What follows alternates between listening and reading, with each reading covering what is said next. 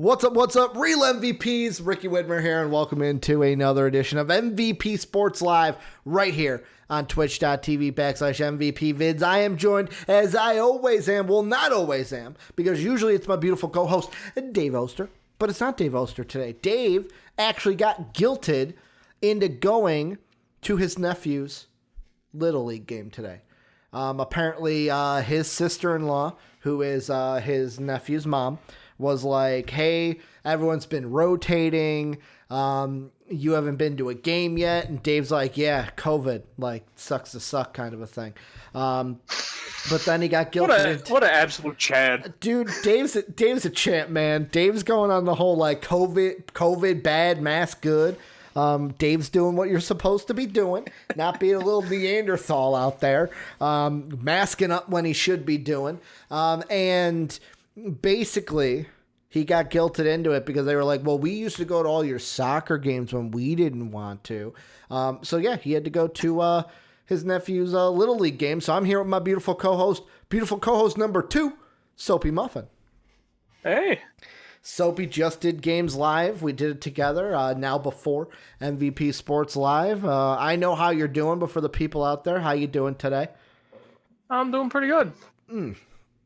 As I just burped right on microphone. That's just right on par for Ricky as the water burps. As you guys can see, my full glass of water that I had to refill is right on track. But we got a jam-packed show talking a lot of football today with a wee little bit of basketball sprinkled in. Before we get into everything, housekeeping, Discord, that link down below in the description on YouTube, but also _Discord into Twitch chat right now to join the community, the great community, and talk to everybody.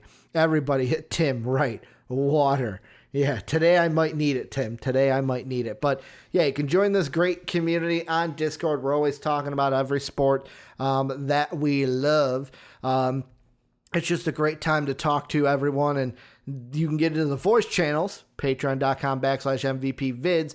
Bronze level tier supporters get to join the watch-alongs, which are the voice channel activity that we do. You can also interact with the show by being a silver tier, get content a week early, which is the gold tier, and then be a Patreon sponsor. And thank you to Pat Hill and Philly Sean for being Patreon sponsors. That's at the platinum level. And then the last 2 housekeepings I have is the new one is that my draft videos, finally my draft fit videos will be coming. I know it's been forever. You're like, Ricky, when are they coming? It's like a George R.R.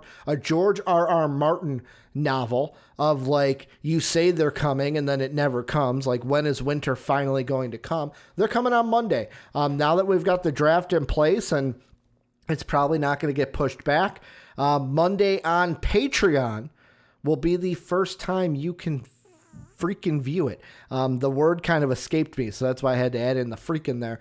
So gold and above members will be able to watch my draft videos Monday through Friday. Next week, it'll be the week after that, that they are live on the YouTube channel. Going to go through all 30 picks and talk about the best fits for each teams. And last but not least, we're always on Twitch Monday through Friday, right after games live around 5 p.m. Central, 6 p.m.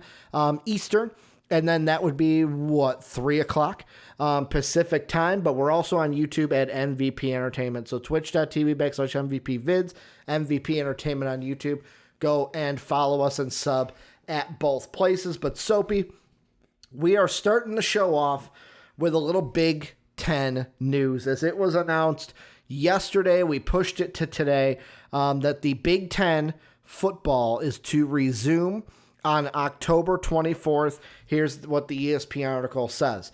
The Big Ten will kick off its football season the weekend of October 24th after the league's president and chancellors unanimously voted to resume competition, citing daily testing capabilities and a stronger confidence in the latest medical information. The conference announced Wednesday morning. Each team will attempt to play 8 games in 8 weeks, leaving no wiggle room during the coronavirus pandemic before the Big Ten Championship on December 19th. The date will also feature an extra cross-division game for each team, which seeded teams in each division sparing off. The Big Ten would complete its season before the December 20th selection day for the college football playoff. And I've got thoughts about this, Soapy, I'm probably on the side of I'm not excited for this. I am not happy for this. I think this is the wrong decision for the Big Ten to make because I feel like it was an article that I read. I'm going to pull it up right now on SI. I saw it on Twitter and was reading it on my phone of like they were almost now comparing the Big Ten. It's like the day that the Big Ten became the SEC, where the only thing that mattered was football. And like, this is something where I get people that are excited for football, want football to be back. But the thing you got to understand is we're in a pandemic and we're like college is different than what we've seen in the NBA or in the NHL. We've already seen the MLB kind of fuck things up with this. The NFL luckily hasn't had any problems yet to where it's like, I'm not optimistic. Week 1 of the college season already saw people flounder. Ed Orgeron at LSU says most of his team has coronavirus. And instead of talking about the health of the kids and how they're going to recover, the first thing he says out of his mouth is, hopefully they won't miss any games. Like, what has this world come to that we care more about a stupid game of football, and I love football, and I'm still saying that, a stupid game over a life and death situation. Like, I sit here and I think to myself, where has this world come to? Yeah, and obviously, I don't keep up much with college sports, so I gotta ask. The Big Ten teams are mostly like Midwest, right? Like Michigan State and stuff like that. Midwest, but there are some Northeast teams as well. So like Rutgers, Maryland, Penn State. It's mostly Midwest, and then the Northeast has some teams as well. Yeah, and see, and now this is the thing that makes me wonder. Do you notice how the Big Ten are the schools that are always praised for having really smart people in them? Yeah, because the Big Ten actually cares about, like, the Big Ten actually, and I know, like, Illinois is one of them, where Illinois actually, like, holds kids out of games and stuff if they're not doing well in classes. Like, yeah, that's just and, what it like, is. Michigan's done it, Michigan State's done it. Like, basically, this is, like, this is the one that really focuses on the education. So why the fuck are there so many dumb people there? Yeah. Like, I understand the players want to play. I understand the colleges are going to lose a fuck ton of money. The only thing is, though, if you have aspirations of going pro, people need to realize this can completely fuck your career. Yes, we don't know all of the lasting implications, but we do know it has a chance of messing with your lung capacity. There's that. We don't know other future things with it. For instance, if you can't breathe, like if you're not as effective at breathing, you're not going to be able to stay on the field because the whole time, the entire time, you're just going to be like, "Whew, I'm gassed." I did 1 or 2 plays, I'm gassed. Because dude, when I played football, I mean, one, I'm just fat, but like, dude, I did 1 play, I was fucking gassed. And I was like, dude, I don't want to do this without anymore. having COVID. Yeah, like, and that's the whole thing. I actually surprisingly don't have bad lungs somehow.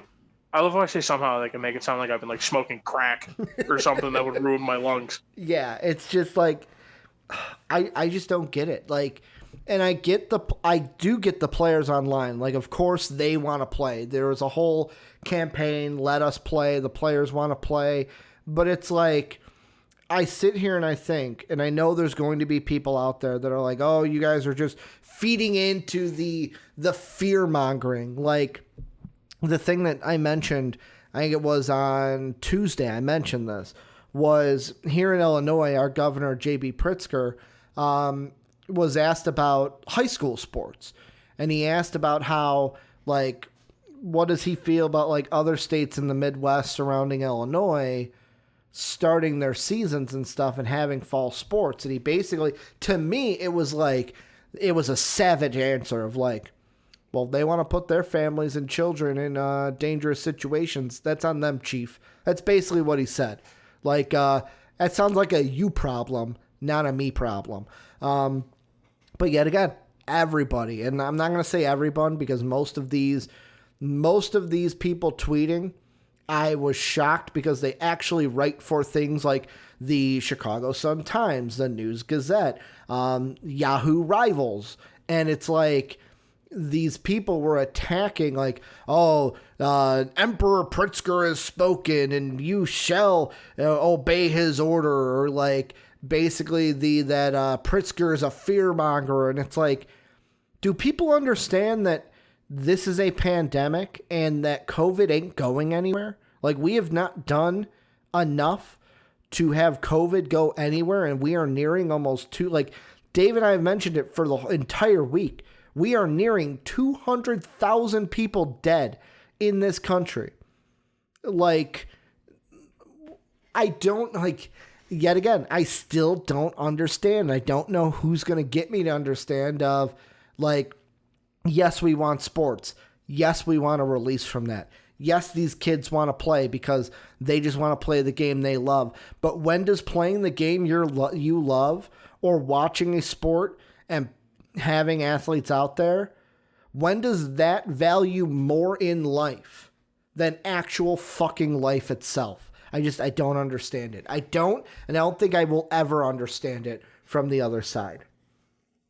Yeah, and obviously, like, I always try to look at things from the other side of the argument, and like you said, I can see where people are coming from. Like, some of these people, this is their last chance. Yeah. Like most of them aren't going to make the NFL. Most of them wouldn't probably make even like Canadian League or something like that. Like, yeah, or the XFL. Oh, yeah, if that was still around. It is. The Rock bought it. They're bringing it back. Oh yeah. We just gotta wait for COVID then, so it comes back.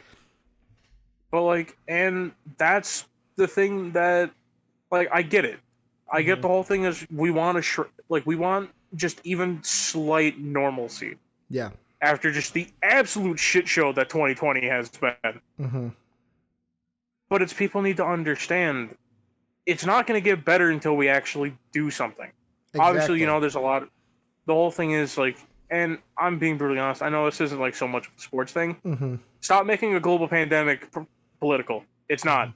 It's a fucking pandemic. It has killed old people. It's killed young people. It's killed Republicans. It's killed Democrats. It's killed socialists.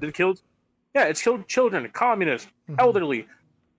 Everyone dies from it. This isn't a fucking political thing. It's almost like, so my mom has a saying that she's always said. And of course, the saying doesn't have anything to do with COVID, but I'm going to bring it in and relate it to COVID, where my mom would always say something, and she got it like from her grandmother, like living in bad neighborhood. She says, bullets have no name.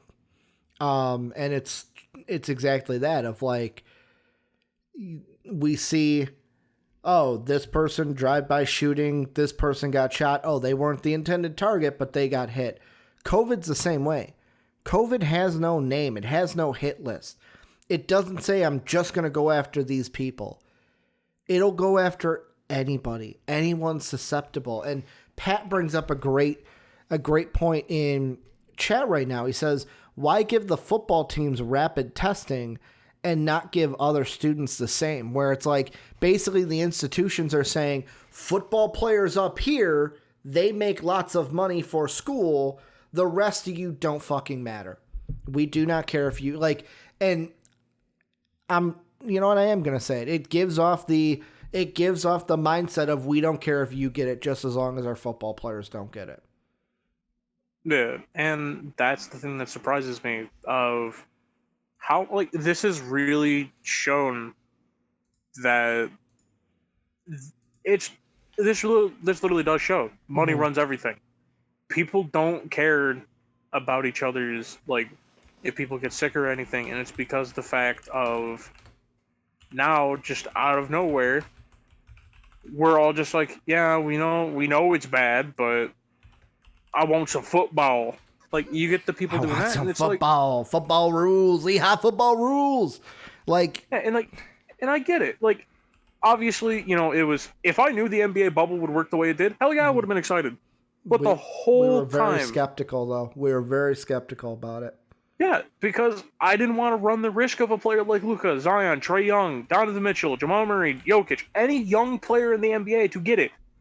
Because I'm sorry, it hurts your profits in the long run. Yeah. Because just imagine, like, let's say a college recruits someone like fucking 5-star recruit, and like obviously they're probably not going to play the rookie year because most of the time rookies don't play.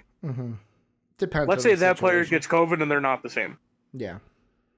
You just completely fucked yourself out of your school making money. And the thing you got to also realize is the reason why the NBA and the reason why the NHL have worked so well, complete fucking bubbles. Like when we brought up on, what was it, Tuesday's show?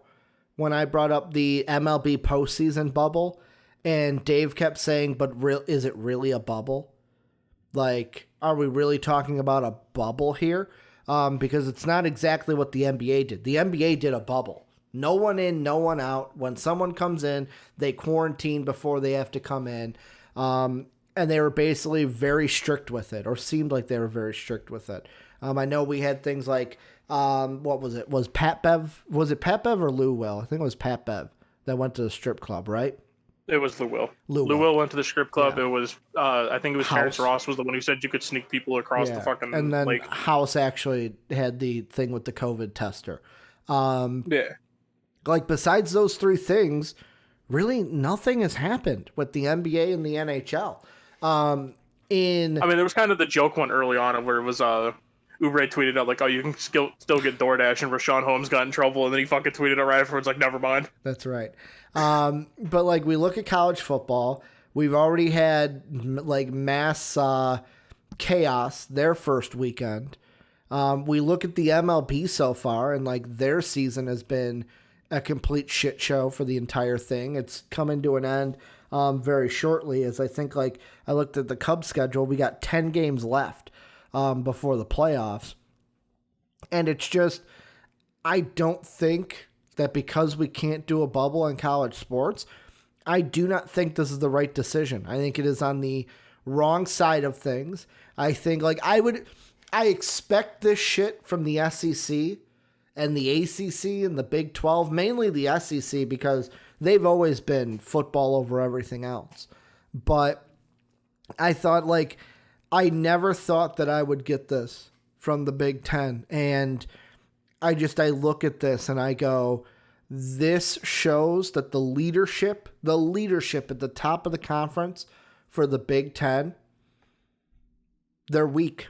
You're a weak leader. And the reason why I say that is there has been, I know that it's the big thing is like, oh, testing, but there has been nothing that we have seen with the numbers, with the science of things that have told me that, hey, things are going to change sooner rather than later. And who knows? Maybe we get closer to an October date and they decide, hey, you know what? Things aren't what we thought, and they shut it down again.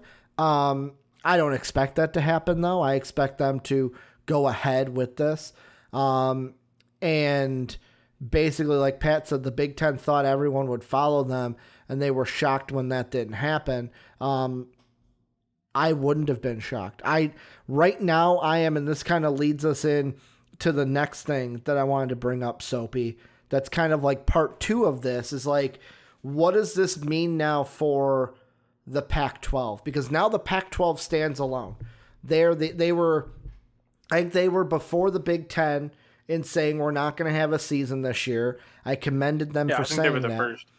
And now we have, this is from ESPN, Kyle Bornagora writes, after starting the day under the impression that 6 of its football teams could not begin contact practices or hold competition, the Pac-12 was informed Wednesday by officials in California and Oregon that no such restrictions are in place at the state level, an important step for a potential return to play.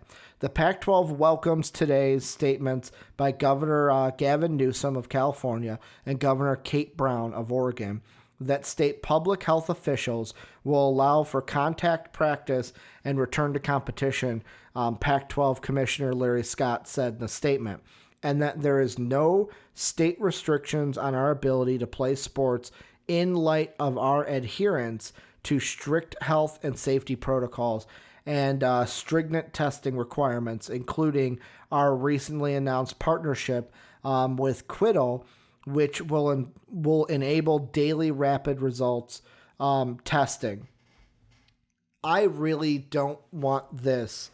I really don't want this to lead to the Pac. Like, the Pac-12 is worse than the Big Ten in this, because Pat even brings it up. The entire West Coast is still burning.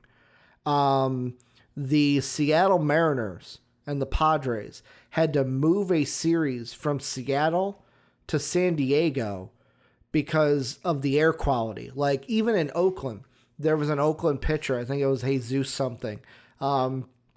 He said in a statement, he goes, "There's no reason why I should be pitching and be struggling to breathe. I'm a perfectly healthy 22-year-old. Like, and that's how it is right now in California, in Oregon, in Washington, where these Pac-12 teams are. So it's like, this is another one to where it's like, I pray to God the Pac-12 does not follow suit with the rest of these conferences. And I pray to God that the Pac-12 stands their ground and says, no, we're not going to play until the health and safety of our students and of our athletes is 100% certain. Yeah, and especially, even if it's not just because of COVID, it should be the fire. Yeah. It shouldn't just be because of the fire. It's because of COVID. It's one of those things that, like, obviously, I don't think the Pac-12 will change. And it's mostly because, even though earlier I said the disease isn't, or the virus isn't political, it's how people have handled it kind of is. Yeah. It's, the West Coast has been very like, okay, we'll follow the rules. Obviously, some people haven't, because when the beach opens up, everyone floods to the beach. Yeah. But, like, when a situation like that happens where they're like, okay, we'll follow the rules, we'll social distance, we'll put our masks on, and everything, I don't think the Pac-12 changes. I think right now I think the reason the Big Ten changed is it almost feels like we're kind of feeling a political shift a little bit, of where it's like, before it was like basically, and once again, I don't want to say like I don't like talking politics. I don't mind it, but I don't want to only make sports about politics, but they're so intertwined with each other, especially right now. Yeah. It's like, we're kind of seeing the Midwest become like basically this uncertain ground of like, okay, it's good mixtures of both sides, of where it's one side of the political spectrum is like, no, we don't want to do this. The other side is saying, hey, guess what? We're doing it. Fuck you. Get over it. And we're seeing that mixture. I think the Pac-12 is solidified enough of where they're going to be like, no, fuck you. We're not playing. Like, we have two problems going on. Like, obviously, if the fires get solved, they'll probably get pressured into doing it. But even that, I don't think they'll budge. And I hope you're right. That's all I wanted to say is, like, I hope you're right. Yeah, and it disappoints me. Like you said earlier, it disappoints me that Big Ten is doing that. And it's because of the fact of, like, dude, this is unnecessary risk. Obviously, the players want to play it. The coaches want to coach. People want to watch football. But once again, if you want to watch football, the NFL is running. Watch the NFL. There's other things going on. How about you pay attention to that? The whole thing is, and I've said this since day one of lockdown, we don't need distractions. We don't need things like that. The world can go back to normal when you accept there's a problem. And we need to stop acting like, oh, the world, like, there's nothing going on right now. We as everybody in the nation, no matter race, age, gender, sexuality, political belief, whatever, need to all come together and realize, hey, there's a big fucking problem and 200,000 people have died. How about you use that brain? It's up there for a reason. I know some people got a smaller and more smooth one than others. I understand. It's, don't just be like, mask bad. Don't be those people. That's my only advice. And I found the article I was originally looking for, and, like, the Pac-12, they've got other things to worry about than COVID, like we mentioned, the fire. But even, like, you bring up politics, and it doesn't help that for the people that are like, keep your politics out of my sports, keep your president from tweeting about football. That'll help. Like, I mean, when the president is constantly tweeting, he's tweeting more about football games not being started rather than actually focusing on a damn pandemic that he hasn't fucking focused on since day one, knew the risks, put us all at risk because he doesn't care who dies and who lives. It's basically the fact of, I think it's so idiotic that the thing that I heard when I was watching, I think it was like, I can't remember if it was like CNN or Fox. It was somewhere because I kind of try to get a little bit of everything just to see what everyone's thinking. They said that the reason that Trump is tweeting at these conferences to start football again is because he believes that if we get to November and we get to the election and college football is not being played, that his voter base will not vote for him because they will not support him because the way he ran the pandemic interfered with their football season. And I'm like, I'm sitting there and I'm just thinking like, how stupid are you to be like, you ruined my football season. Now I'm going to give a shit about the pandemic. Like, this pandemic is bigger than everything. It's bigger than football itself. And I finally found the article that I was looking for. It was USA Today, not SI. And it was Christine Brennan who wrote this opinion piece. And I just wanted to read just a snippet of it where she said, for decades, the Big Ten has thought of itself as a different kind of sports conference, one that proudly taught the athletic achievements and Great Lakes values of its like-minded, highly regarded, internationally ranked research institutions. The Big Ten wasn't the SEC. It wasn't the Big 12. It was better than that, and it was happy to tell you all about it. As proof, one only had to look to the conference's prudent August decision to shut down fall sports in the midst of a global pandemic. It was only natural that the Big Ten would follow the Ivy League and that the Pac-12 would follow the Big Ten. It was a tough decision, heartbreaking and costly, but it was the right one. And she later goes on to speak more, but at the end of the article, I want to jump to where we get to the point we're at now. And just the last two things is she said, so, hey, Michigan State, let's start football. What could go wrong? Here's LSU head coach Ed Orgeron's COVID strategy Tuesday. Not all of our players, but most of our players have caught it. I think that hopefully they won't catch it again, and hopefully they're not out for games. This is the Nebraskaization of the Big Ten. Who would have thought that when Nebraska and Ohio State and a few of the league's other squeakiest wheels started whining about missing out on football, the Big Ten presidents would buckle rather than stand up to them? Or we could call it the trumpeting of the Big Ten. It was just 2 weeks ago that Trump, desperate to win votes in Wisconsin, Michigan, Ohio, and Pennsylvania, told the conference to play football. Originally, the league stood its ground. Rutgers president Jonathan Holloway aptly called it cheap politics. But wouldn't you know, the university presidents ended up following right along, giving Trump exactly what he wanted. And I hope the Pac-12 doesn't follow the same. I hope they stand their ground because we should not be putting athletes, especially student athletes, because college are different than pros. We shouldn't be putting anyone at risk, but at the same time, pro athletes are it's a little bit different because pro athletes, that football team doesn't have an entire school that also has students. For example, I'll point out Illinois because that's where I'm at. Why should, what Pat said, why should the football team get rapid testing when you have an entire student body to deal with as well? I don't get the decision by the Big Ten. I hope that the Pac-12 stays firm and doesn't come back unless we are for certain that they should come back.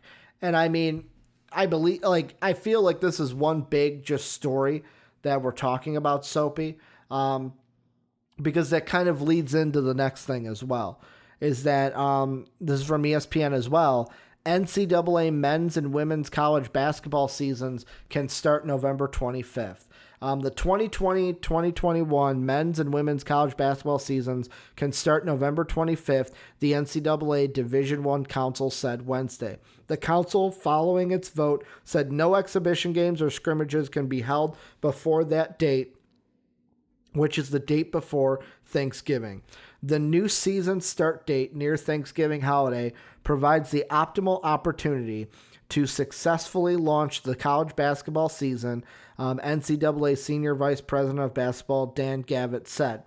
It is a grand compromise of sorts and a unified approach that focuses on the health and safety of student athletes competing towards the 2021 Division I basketball championships.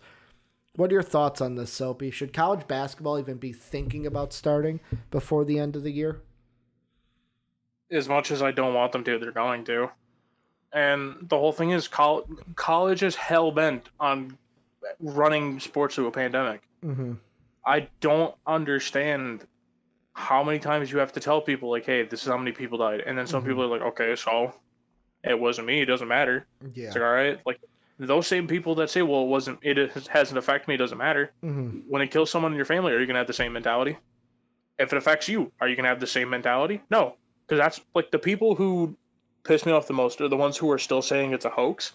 Mm-hmm. And then when someone's like, well, my family member died, it's not a hoax. And they're like, well, that, your family member probably died of something else. It's like, you know how pissed I'd be if someone fucking said that to me? Or I'm going to cut you off for 1 second because or imagine being the person who was like, let me play. You didn't get COVID, but you passed it on to your parents and your parent died. Then you have to live the rest of your life knowing, because I wanted to play a stupid game, I killed my parent. My mom or my dad would have been fine if I didn't give them COVID. Yep. And the sad thing is, people don't care about that. Mm-hmm. They'll just sit here and stick with the mentality of like, nope, doesn't matter. Mm-hmm. Like, I wanted to play. It's like, it sucks they got it. And it's just like, dude, those people are fucked. Yeah. It's to understand this shit has more implications on everyone around you. Because you may not show symptoms. That doesn't mean you don't have it. Yeah. I'm not saying like, oh, everyone in college football or basketball has it. But it's more than likely colleges are going to start getting it. Because you have people coming from all across the state. You have people coming from, hell, even outside of the state to come to your college. Outside of the state, too. Yeah, because, like, for instance, with, like, the University of Michigan, they have people come from all over the fucking country. Yeah. For instance, like, they have people come from Florida, which I'm just saying, dude, if you come to Michigan, or Florida if you come to Michigan from Florida, one, stay in Florida. Hey, man, no, it depends on what you want to study, man. Like, athletics are better in the Big Ten, usually. Yeah, but especially if you want to be a doctor, come to the Big Ten, dude. Yeah, if you want to study medicine, like Michigan State has a good medicine program. It's Michigan's the one that has a better medical program. It's both of them. Michigan State has better Michigan State has the better Michigan State's the better like mathematics, like engineering one of the two. I just know that I have a buddy that I went to college with. He's going to grad school at MSU for medicine. Usually it's like throw a dart at a Big Ten school. They've got a good medical program. But yeah, I mean, for me, like then I'm going to piggyback off of it more. So the Metro Atlanta, basically the MAAC, announced its schedule model for picking up the season, Soapy. Here's what their model is going to look like. Non-conference games will take place between the 25th and December 6th, so November 26th and December 6th, with conference play beginning in men's basketball on December 8th and women's basketball December 9th. After 2 weeks of conference games, there will be a 2-day non-conference window on December 22nd and September 23rd before conference play resumes after Christmas. Men's team will play on Tuesday, Fridays. Women's teams will be on Wednesdays, Saturdays. The model also provides for a makeup week in late February in case the coronavirus pandemic affects the schedule. Here's my thought with this, because it says in total there will be 11 weeks of conference games for a 22-game MAAC season. and that the MACC tournaments are scheduled to be March 9th through the 13th. What would it hurt college basketball to push things until January? Push things until January, maybe February at the start, to where it's like, yet again, I'm going to sound like a broken record here. I don't know. I don't understand the reason to restart so soon when the numbers, the facts, the scientists, the science are not telling us anything different than what they told us before. Yeah, and it's the same thing. Like, if you keep it to next year, you can still have your basketball games in March. Yeah.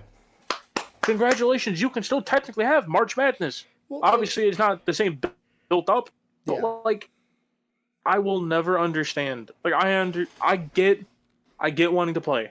I get it. I understand. Your school wants money. How much money are you making with an empty arena? Yeah, exactly. And how much money are you?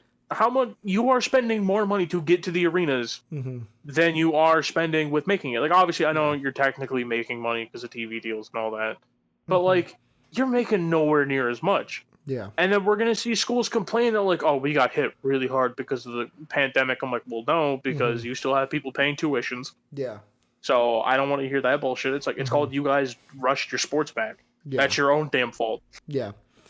And yet again, this is kind of this is kind of a downer topic to like start the show with, all this COVID news, but like, it looks like college sports is back. And like, there's a part of me that, yes, I will want to watch college sports, but there's also a part of me that's like, I don't, if everything happens and no one gets sick, that's fine. Look at the NBA. I was very skeptical about the NBA.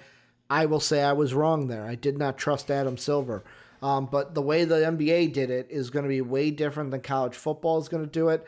And I think it's going to be a disaster. I do. That's why we still say with the NFL, like, how many weeks of the NFL are we actually going to get? But Soapy, let's move on into some actual sports conversations. And before we do, we got to go to a segment that we love to do here on MVP Sports Live.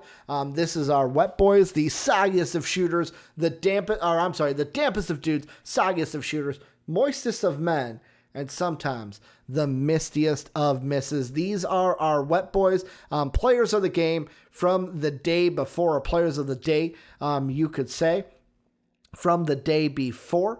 And how we usually do it is Dave usually gives a Wet Boy, but Soapy will have that Wet Boy today.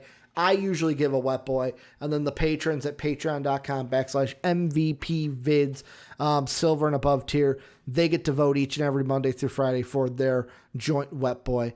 So we have 3 each and every day. But Soapy, I'm going to pass it on to you. You'll take the honors for Dave today of going first. Who's your Wet Boy for September 17th, 2020? So, my Wet Boy is, and for anyone who, doesn't know me by name or anything, the first esports Wet Boy, yeah, that's me. And guess what's happening again? It's happening again. There's another esports Wet Boy. No, it's not an esports Wet Boy. Call it back, put some respect on it. Oh my fucking God, fine, E-Boy. There you go. I switched it over. Second E-Boy. Yeah. Well, technically third, I think. Oh, yeah. Dave Actually, no, never mind. Dave gave an E-Boy too. Did he? Yeah. So Dave gave Speaka. Did yours go through? Your first? Yeah, yours. So this is the third. Yeah, because I did. Yep. Yeah, so Rampy from Space Station Gaming, this is from Rainbow Six Siege. He had a KD of 24 and 20. Obviously, you hear he died 20 times, and it's like, wow, that's pretty bad. But once you realize that he's also the highest plus-minus for KD in the entire game, there was also... so you asked me to quiz you, Ricky. Yeah. What does cost mean? So cost is like... So in 70% of the matches, he either had a kill, a plant, a defuse. He did something in the game. Okay, cool. See, hey, look at you. I told you. I did my research on this shit. Man, I'm proud of you. So that means in 70%, like 70% of games, he actually did something that helped his team. Yeah, because the way that they do sets for Siege is they have 2 matches, and it's on 2 different maps. First map, absolutely shit on the other team. Yeah. it also doesn't help that right now Space Station Gaming is the reigning champs in North America. Mm-hmm. So it doesn't help that they also got matched up with one of the worst teams in North America as well. So you can take this with a grain of salt if you want. But once you realize that I want to give a shout out to E United, the team he beat. Yep. They lost. They got swept. They put up a good fight though. They put up a good fight. Yeah. And Rampy's just a good Siege player. Who'd have thought? Is that all you got on your wet boy? Yeah. Okay, I didn't know if you had anything else to say. My wet boy, I have to quickly look up a pronunciation guide because I completely forgot to look up how to say his name before the podcast. I wish I could just fucking call Jake right now and be like, yo, Jake, how do you say this guy's name? Not finding one, so I'm going to fuck this name up. Basically, it is Kyle Higashioka from the New York Yankees. Went off yesterday, 3 for 4 in the game, 3 bombs, 3 Bronx bombs, scored 3 runs, had 3 ribbies, 3 home runs, all of his hits went out of the yard. Had himself a game. I almost wanted to give it there were 2 pitchers that had multiple strikeouts, like double-digit strikeouts, but I had to go with Kyle, giving him the wet boy for this one. September 17th, our first Yankee to get a wet boy this season. And then Soapy. Can you still hear me, Soaps? Yeah. Okay. When you went out, I was like, oh shit, is that a my thing? Is my internet? I looked over, I was like, are we reconnecting? The patron wet boy for today. We have an announcement on the patron wet boy for today. There is no patron wet boy today. And the reason why is the patron wet boy has been vetoed in a 2-3 vote. And mainly the reason why we went away from it is, so the vote was for a WWE wrestler. And basically how we are viewing it is that because we cover all the wrestling stuff, we cover all the wrestling stuff on the entertainment channel, and this is MVP Sports on the sports channel. We've already decided for MVP, we push it more towards the entertainment side than the sports side. But yet again, I do understand why, sports entertainment, but how much of it is sports? There was going to be a WWE wet boy, but it, like I said, got vetoed, got voted. So we are not going to allow that. So there's no patron. I can give a shout out to someone who could have won one. Go ahead, give a shout out. It was I think it's Aja Wilson. I think is what her name is. Okay. She is the WNBA MVP. Oh, was that announced? She was 3 hours ago. Here's the thing, and I don't mean to cut you off. Twitch chat's going off that Soapy picked a gamer though. Get over it. Here's also the thing about it is esports are not predetermined. Esports is it's esports, first esports, so it's in there. That's kind of like the sports entertainment. WWE and AEW and all that, their matches are predetermined. I know that there's an athletic thing, and they're very athletic athletes, I should say. But yet again, if let's say Roman and Jey Uso go against each other, that's predetermined. It's not like an MMA fight. It's not like an esports fight where anything could have happened in that esports game. So it is just this is how it's going to be. We didn't think that we'd get here, but hey, we're learning this whole wet boy thing as we go along. I did not mean to cut you off, Soapy. Continue with your Misty Miss honor. Yeah, it's she was officially selected as the MVP of the WNBA after averaging 20.5 points per game. Fuck yeah. 8.5 rebounds, 1.2 steals, and 2 blocks a game. Nice. So shout out to her. Did you say what team she played for? I don't exactly know. Okay. But it's also because this announcement didn't say. I don't really watch the WNBA that much, so say the name again. I think it's like Aja Wilson. I think that's what her name is. I'm just gonna type WNBA MVP. Yeah, I don't exactly know how to pronounce her name. Las Vegas Aces. Asia Wilson. Yeah, Okay. now I know who you're talking about. She was from Yeah. was she from Notre Dame? I think she might have been from one of the Notre Dames or from But South anyways, Carolina. shout out to her. Yeah, shout out to the WNBA MVP. Wet Boys is each and every day. Patreon.com/MVP vids to vote on your own patron. And then Soapy, the last thing, I think it's the last thing. I got to double check if there's one after it. I don't think so. The last big story we're talking about today, Soapy, has to do with the NBA, the bread and butter. Soapy's like, great. The main sport that I follow. You and Dave are in the right company when it comes to that. But the Sacramento Kings making some moves as they named Monte McNair as their general manager. This is from ESPN. Monte McNair on Thursday was hired as the Sacramento Kings' new general manager, the team announced. McNair, who had been with the Rockets assistant GM since 2018, replaces Vlade Divac, who stepped down as the Kings GM last month. Monty is one of the NBA's top basketball minds who has played an instrumental role in building several winning teams in Houston. Kings owner Varik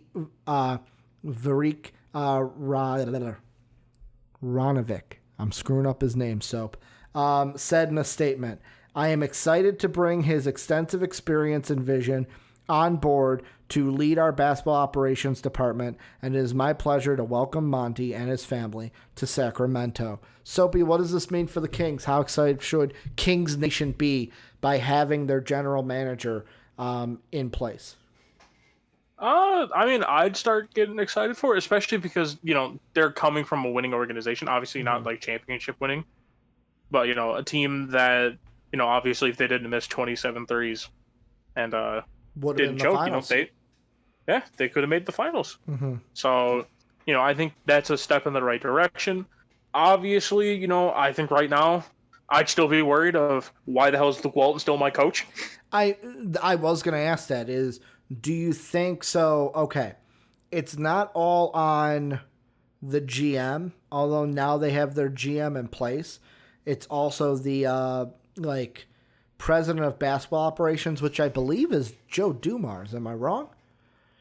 I think so. He's involved with that organization Yeah, somehow. he's involved in the front office. I know he was the acting general manager until they made their hire here. But just because Monty is now in, does that mean Luke Walton could be losing his job?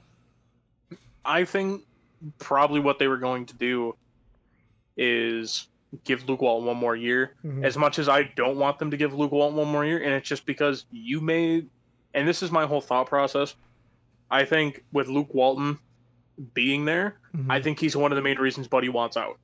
Yeah. And I think it's one of those things you don't want to run the risk of making your young talent mad at you. Because if your talent hates the coach, why play there? Because, obviously, you can tell the GM all you want, I want this coach fired. If they don't listen to you, then you start losing the trust of the player.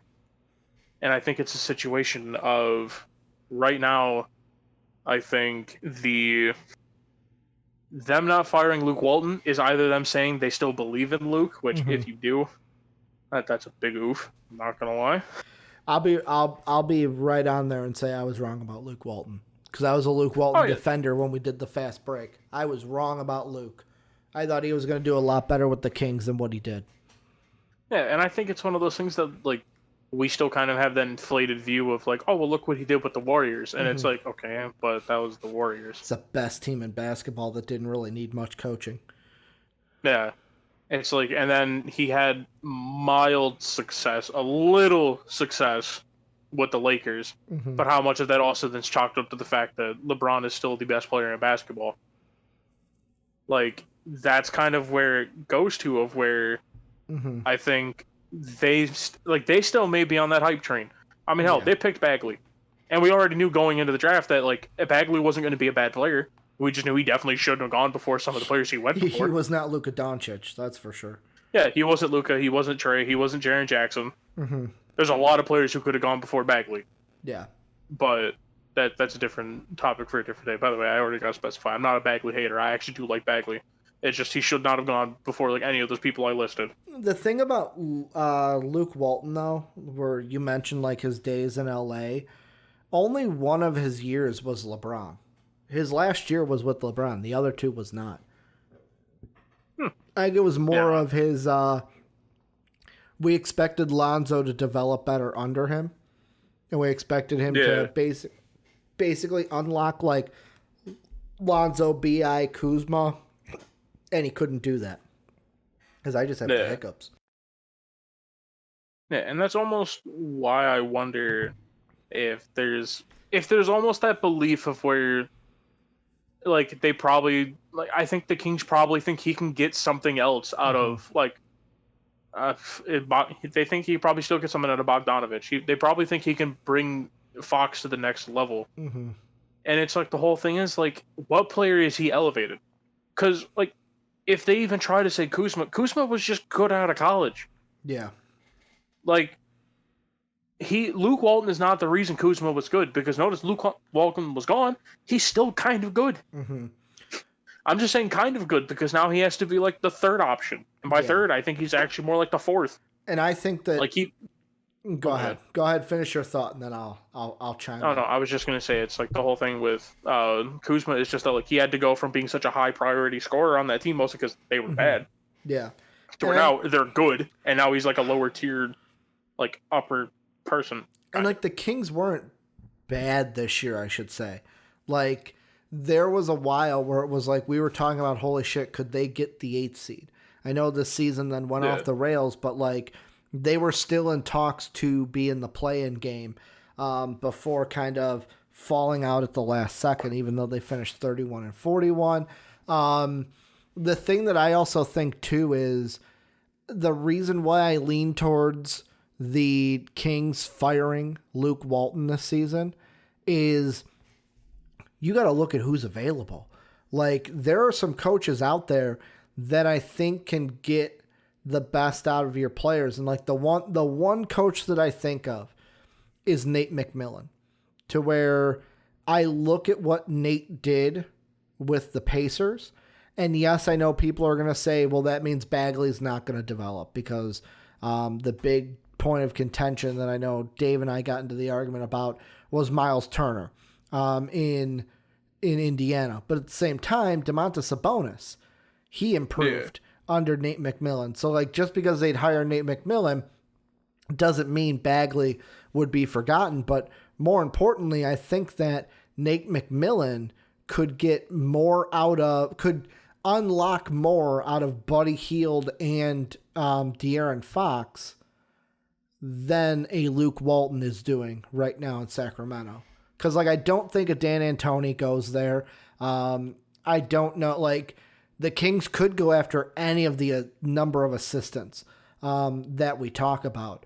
But like they're a team that I think is in a very important situation to where they're on the cusp of, all right, do we fire Luke Walton, get a coach that's going to try to unlock what we already have, or do they bring someone in to go, hey, you know what, we keep Luke Walton for a year, but we're more going towards the rebuild route instead of the let's go ahead and try to compete right now. Like they're in a weird situation to where it's like with the right coach, I feel like this team could be the 8th seed or could be closer to the playoffs in the West.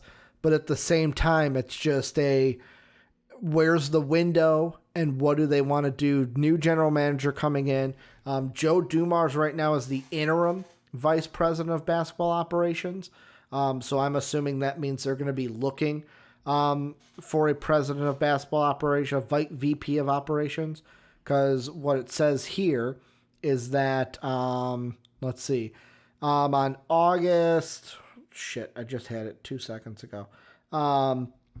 So in June of 2019, Dumars was named special advisor to the GM in Sacramento. On August 14th, 2020, he was named executive vice president of basketball operations and would assume general manager duties. So maybe he is the VP of basketball operations and it's him and Monte moving forward. However, they still have interim next to his title on Wikipedia. It's just in Sacramento, do you trust your front office to make the right moves now going forward now that Vlade's out and you have your new GM in? Yeah, and I think there should be optimism there. I think it's just right now it's kind of feeling out the new feeling out Monty, feeling seeing what ideas he wants to bring to the table. Yeah. Because if he I don't want to say they could recreate what Houston did because I don't think they have someone who's anywhere near the level of Harden. Mm-hmm. But almost trying to not replicate D'Antoni's style, but trying to find maybe a coach that focuses on guard play because their strongest points are their guards. Well, and I just want to ask you this question. How much of Houston's success and the team being built, how much was Daryl Morey? Because a very good amount. Because Monty was only the assistant general manager. So how much was Monty compared to how much was Daryl Morey? Right, I'm not saying Monty was the main contributing piece, but I think it's hopefully Monty he learned a thing or two. That's kind of Morey? what I'm thinking. Yeah, is he may try to bring into that system of hey, listen, this is what got us success. Obviously, we don't have a talent the level of Harden because obviously, unless you're really high on De'Aaron Fox, which if you are, more power to you, because I want Fox to be that good. I don't know if he'll ever get to that high of a level, but we just you just gotta believe. But I think right now, it's just the Kings need to find an identity. Yeah. Because we saw, I think it was Dave Yeager was their coach the year before, right? Just so I don't sound like an absolute buffoon. Yes, I believe you're right. I'm gonna fact check it because I think Dave Yeager was the reason that DeMarcus Cousins got traded. Because him and DeMarcus Cousins butted heads. Then it was the weird thing of I think Yeager made the playoffs with the Kings or was close to making the playoffs with the Kings. Yeah, he got really close. And then they were I think it's because, Chief, you're done. Yeah, I think with Dave Yeager, it was he knew what made that team work, which is that team is fast as hell. Mm-hmm. When you have a point guard like De'Aaron Fox, you need to utilize that he's one of the, and if not, the fastest point guard in the league. Mm-hmm. That would be if, for instance, the Bulls with Derrick Rose, if they never utilized the fact that Rose was a gifted athlete. Mm-hmm. Or, with teams where you can play so high up tempo that, you basically run people off the floor. Yeah. That's the thing. Where obviously, if your entire game plan is just, hey, get De'Aaron Fox down the court faster than everybody else, mm-hmm. That's going to cause turnovers and everything. But once again, name me more than a handful of guards or players in the NBA that can keep up with De'Aaron. And especially when you pair him with Bagley, who's also a really insane athlete for his size. I don't want. It's gonna sound like a really weird comparison. Mm-hmm. If there was healthy Rose and healthy Blake, that kind of would be a similar thing. Obviously, I'm not saying Bagley's anywhere near the as good as Rose, and I'm not saying or Bagley's as good as Griffin or Rose or whatever. I started stumbling over. My brain just decided to turn off. And you were right. Yeager was the coach from 2016 to 19, and then Luke Walton took over. Okay. But yeah, it's basically with what I was saying, though. It's you could have a situation like that of where it's okay, two of the fastest people at this position, two of the most gifted athletes for that position in the NBA, mm-hmm. that can be scary. And then you pair them with arguably one of the best shooters in the league with Buddy Hield. Mm-hmm. Bogdan can take the ball out of De'Aaron Fox's hands if you want to play more of a slower tempo game, or not tempo. Yeah, man, English is apparently really hard to me. Who thought? Sometimes that happens, my guy. Yeah, and then obviously it's just finding the right center to pair with Bagley, which I don't know if Giles is that person. I don't know if they trade for someone like Horford. The only thing is I think you'd have to give up someone like Buddy to do that. Mm-hmm.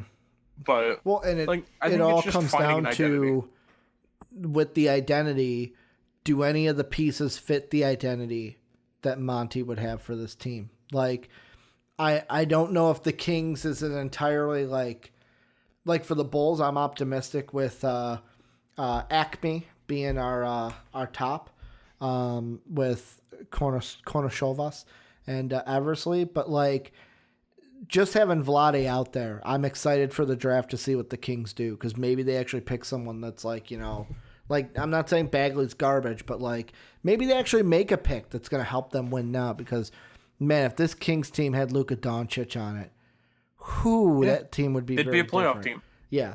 They'd be a playoff team. Like, I honestly and if say the they'd Bulls probably be didn't like win the that, 6th seed. and if the Bulls didn't win that coin toss, we would have had Luka Doncic. So just remember that. Yep. God, Luka So, could have been a Bull. Luka and Zach leading the league. Let's go. Yeah, dude, it could have been Luka and De'Aaron Fox. Like, I'm just saying, Yeah. who the fuck is guarding that backcourt? Yeah, exactly. Absolutely nobody. It's like, you want to slow it down? Luka's got the ball. You want to run someone out the gym? De'Aaron Fox. Like, it's just, Let's end the show, Soaps. Last thing we're going to do, quickie thing here on Twitch. It'll make more sense. YouTube, it'll be after the fact. Thursday Night Football tonight. Joe Burrows, the rookie, going up against the Cleveland Browns, Baker Mayfield. I've already made my overreaction heard, Soapy. I think what's going to happen tonight is the Bengals are going to win. They're going to get their first win. Joe Burrows is going to look good, but he's not going to throw too many scores to A.J. Green because I can't have A.J. Green scoring too much because I think I'm going up against him in one of my big fantasy leagues, Tyler Boyd and Joe Mixon. Well, Joe Mixon I can't have going off either, I don't think. I am in a weird situation. Bengals are going to win. Tyler Boyd's going to get all the touchdowns. Baker's going to look like doo-doo paper and then lose his job after this week. What do you got any thoughts about the Thursday night game tonight? I've got Bengals. I'll look up the line before I give a score. Yeah, I agree with you. I think Bengals are also going to win. I haven't completely given up on Baker Mayfield yet, so I'm not going to say he's going to look like doo-doo paper. I think he's going to look okay. Man, we're going against Vegas. Vegas has the Browns as 6-point favorites. So I'm going Bengals. They're going to win like 17-14 is what I was thinking.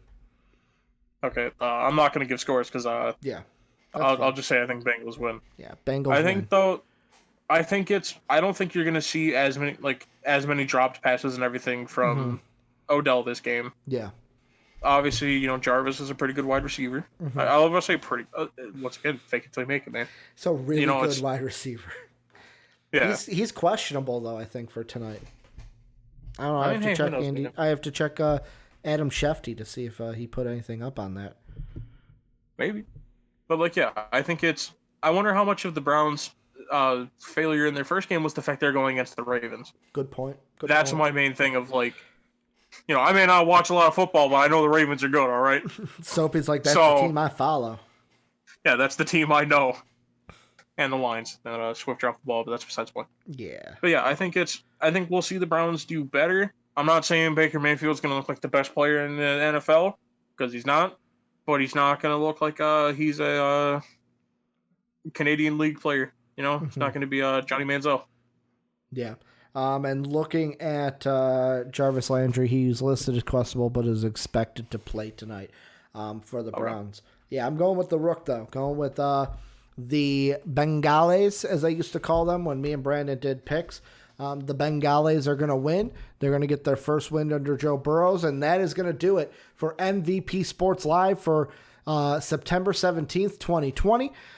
Remember, join the Discord, link down below in the description, or !Discord in Twitch chat gets you into that great community. Patreon.com/MVPvids is how you can help support us each and every month and get rewarded for doing so. Early content, interacting with the show, access to the voice channels and Discord to be a part of the watch-alongs and chill sessions that we have. The other day, it was just like, hey, I'm just popping in. You guys were in.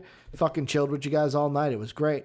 And then also remember my draft videos.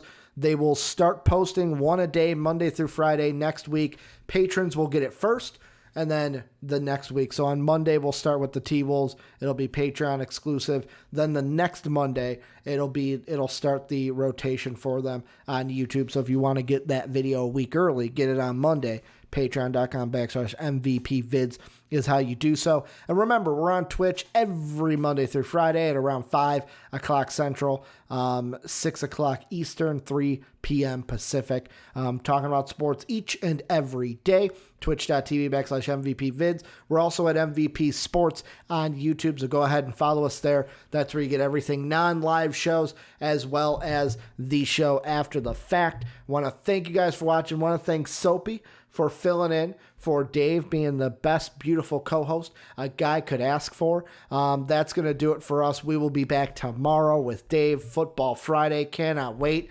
But as always, have a good day, everybody.